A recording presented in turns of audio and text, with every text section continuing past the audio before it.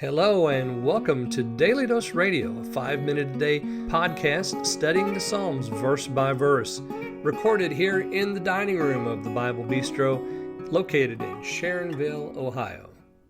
Hey there, friend. Welcome back to Daily Dose Radio here in the Bible Bistro. And today we're looking at Psalm 119. This is the last verse. Today is the last verse of the 8th division, the Heth division. And here we have verse 64 today. Now, this division, this octenary, we've called it the grand experience of the Christian life. We've seen confession and prayer and repentance and the fruit of repentance, which is commitment and trust. We've also seen praise even in dark times and the communion of the saints, which is so very important to the very health of every believer. And then today we're going to look at exaltation. Let me read verse 64. Your mercy, O Lord, fills the earth. Teach me your statutes. So how is that even a thing? Your mercy, O Lord, fills the earth. Well, it's actually true on several levels. First of all, the Lord fills the earth with His mercy because, He created it and He maintains it. It is by the word of the Lord that the earth is maintained, by the word of His power. And it's also by the word of the Lord that everything is cared for. He waters the fields and the mountains. He sends snow in its seasons. He gives food to the animals. He's provided for us air to breathe and water to drink.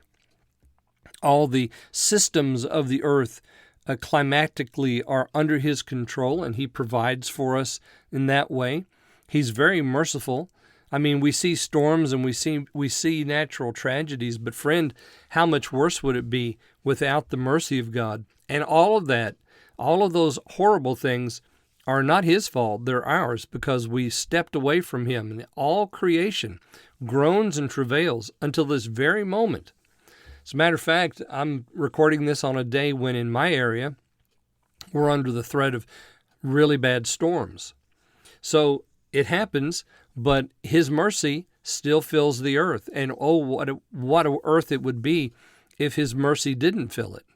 That's one thing. That's number one. Number two, His mercy fills the earth because there is nowhere you can go on this planet, nowhere, where you can't cry out to Him, just like the psalmist did in verse 58, "Be gracious unto me according to your word. Have mercy upon me, O God." There's nowhere you can go that you can't pray that prayer. His mercy does fill the earth.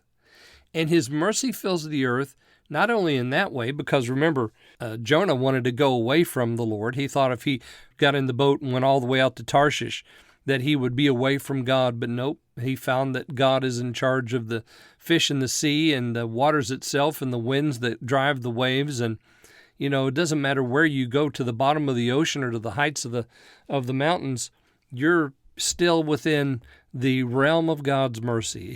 His mercy is everywhere. And how wonderful that is.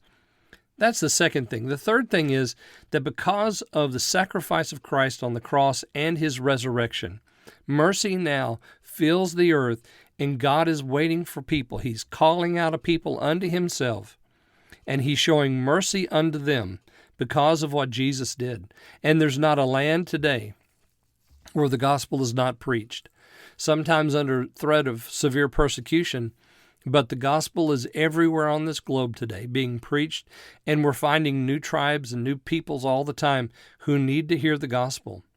We just prayed in my church the other day for a people group who don't have any gospel witness, but there are gospel churches all around them. They just are preaching in a different language. So the mercy of God fills the earth in the fact that the gospel is being preached in so many languages amongst so many tribes. It's everywhere. And then finally, your mercy fills the earth is something that is specific to the individual, because this earth, that is this flesh and bone that I inhabit, God's mercy fills it. He's merciful to me when I have no reason to expect Him to be merciful to me. It fills me. He provides for me. And it's something that, ladies and gentlemen, that I should exult in. because of all that God does for me as an individual, for you as an individual, and for all the world of men and the world of creation. And then you'll notice that he ends with, teach me your statutes. So here we have a request, teach me your statutes, that we've seen before and we're going to see more of. As a matter of fact, teach me occurs 9 times in Psalm 119. 7 of those times, it's exactly as we have it here. Teach me your statutes. We have teach me good judgment, and we have teach me your judgments. But 7 of the 9 times it's teach me your statutes. If we need to know God's statutes, then this is a good prayer for us to pray. The second request, the final request in this grand experience of the Christian life.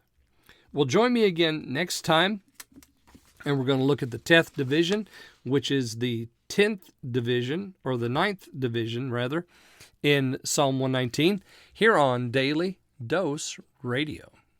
Thanks for listening to Daily Dose Radio.